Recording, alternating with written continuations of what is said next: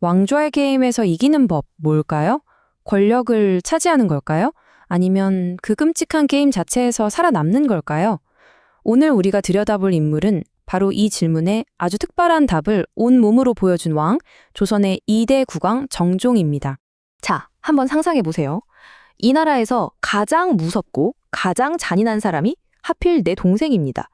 여러분이라면 어떻게 살아남으시겠어요? 이게 바로 종종이 매일매일 마주해야 했던 현실이었어요. 우리가 보통 정종하면 떠올리는 이미지가 있죠. 뭐랄까 역사책에서 그냥 한두 줄 스쳐 지나가는 이름, 존재감이 좀 옅다고 해야 하나요? 네, 바로 이거죠. 힘없고 딱 2년짜리 대타왕. 아버지 태조와 동생 태종이라는 엄청난 인물들 사이에 끼어서 그냥 이름만 남은 왕. 동생 이방원의 허수아비였다. 이런 평가. 근데요, 과연 그게 전부였을까요? 알고 보면 그의 모든 행동 뒤에는 정말 소름 돋는 계산이 숨어 있었습니다. 정종의 이 생존 게임을 제대로 이해하려면 그가 상대해야 했던 동생이 대체 어떤 인물이었는지를 먼저 알아야 합니다. 네, 바로 훗날의 그 무시무시한 군주 태종 이방원이죠. 이 타임라인을 한번 보세요. 정말 충격적입니다. 이방원은 권력을 잡기 위해서 단 한 달 만에 이 모든 일을 해치웠어요. 정적을 제거하고 심지어 자기 이복 동생 둘을 죽이고 결국엔 아버지를 왕위에서 끌어내리기까지 하죠. 정종이 앉은 왕자는 말 그대로 이런 피 위에 세워진 거였습니다. 이런 살얼음판 같은 상황에서 왕이 된 정종은 그럼 뭘 했을까요? 아주 놀랍게도 그는 나라를 다스리는 일이 아니라 스포츠에 미친 듯이 빠져듭니다. 하지만 이건 그냥 취미생활이 아니었어요. 이건 동생을 향한 완벽한 정치적 연기였습니다. 그의 하루 일과는 격구, 그러니까 지금의 폴로 같은 스포츠에 완전히 몰두하는 거였어요. 그것도 모자라서 맨날 사냥 다니고 온천 간다고 멀리 훌쩍 떠나버리고 이 모든 행동이 사실은 동생 이방원에게 보내는 메시지였던 거죠. 봐, 난 네가 그토록 원하는 그 왕자리 진짜 눈꼽만큼도 관심 없어. 이거 다 네 거야. 이 신호를 아주 공개적으로 끊임없이 보낸 겁니다. 그리고 여기에 아주 완벽한 명분까지 직접 만들어냅니다. 조선왕조실록에 나오는 말인데요. 내가 원래 무인 집안 출신이라 가만히 앉아 있으면 병이 나. 그래서 격고하면서 몸 좀 푸는 거야. 이렇게 말하죠. 이건 정치적으로 회피하는 게 아니라 그냥 건강 관리 차원이다. 라고 선을 딱 그어버린 거예요. 누구도 쉽게 비난할 수 없는 완벽한 알리바이였죠. 하지만 이런 연기는 사실 훨씬 더 크고 치밀한 생존 전략의 일부에 불과했습니다. 자, 이제부터 정종이 준비한 기가 막힌 3단계 체크메이트 계획을 한번 들여다보시죠.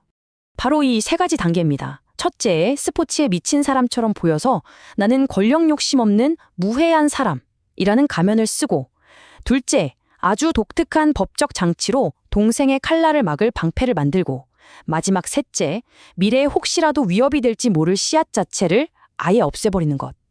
이건 우연이 아니라 그야말로 권력의 한복판에서 살아남기 위한 치밀한 계획이었어요. 자, 2번째 전략의 핵심이 정말 기가 막힙니다. 정종은 동생 이방원을 그냥 다음 왕이 될 동생, 즉 왕세자로 삼지 않아요. 한 단계 더 나아가서 왕세자, 그러니까 왕의 아들로 책봉해버립니다. 이게 법적으로는 말이 안 되는 허구잖아요. 하지만 유교가 나라의 근본인 조선에서는 이게 엄청난 힘을 가집니다. 왜냐? 아들이 아버지를 공격하는 건 상상조차 할 수 없는 그야말로 하늘이 무너질 대역죄였으니까요. 정종은 유교 도덕 그 자체를 자기 목숨을 지키는 완벽한 방패로 삼은 겁니다. 그리고 이 숫자 0. 이게 바로 그의 전략을 완성시킨 마지막 열쇠였습니다. 정종은 정실 부인인 정한 왕후 사이에서 아들, 그러니까 적자를 단 한 명도 낳지 않았습니다. 이게 왜 중요하냐고요? 이걸로 훗날 자기 아들이 커서 삼촌인 이방원의 자리를 위협할 수도 있다는 그 작은 가능성 자체를 원천적으로 차단해버린 거죠. 내 자리를 위협할 내 아들은 없으니 안심해라. 이 메시지까지 완벽하게 전달한 겁니다. 그렇다면 이렇게까지 자신을 낮추고 모든 걸 내려놓는 것처럼 보였던 전략의 결과는 어땠을까요? 그 결과는 정말이지 놀라웠습니다. 이 표가 모든 걸 말해주죠. 이방원의 정적이었던 정도전, 경쟁자였던 이복동생, 심지어 처남들까지 모두 비참한 최후를 맞았습니다. 하지만 정종은요? 왕위에서 물러난 뒤에 무려 19년 동안이나 평화롭게 아주 편안한 노후를 즐겼습니다. 그러니까 정종은 권력을 지는 방식으로 사실은 가장 큰 것, 바로 자기 목숨과 삶을 얻어낸 거죠. 그리고 이 일화는 그의 전략이 얼마나 완벽하게 성공했는지를 보여주는 대목입니다. 세월이 흘러서 동생인 태종이 형한테 첫눈이 왔다면서 눈을 상자에 담아서 장난스럽게 선물로 보낼 정도였으니까요. 한때 서로를 향해 칼을 겨눴던 그 살벌한 긴장감은 온데간데 없이 사라지고 정말 편안한 형제 사이가 된 겁니다. 자, 이제 정종의 삶과 그가 남긴 유산을 다시 한번 생각해 볼 시간입니다. 이 그래프를 보세요. 그가 그 위험천만한 왕조에 앉아있던 시간은 고작 2년입니다. 하지만 그가 이 게임에서 승리해서 얻어낸 평화로운 시간은 그 10배에 가까운 19년이었어요.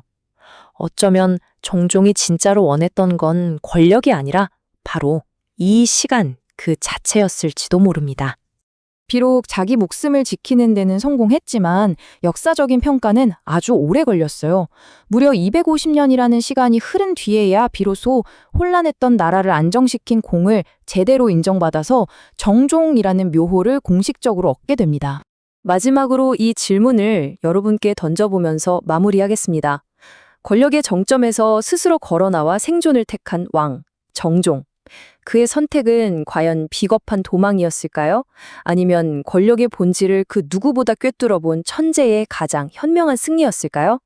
판단은 여러분의 몫입니다.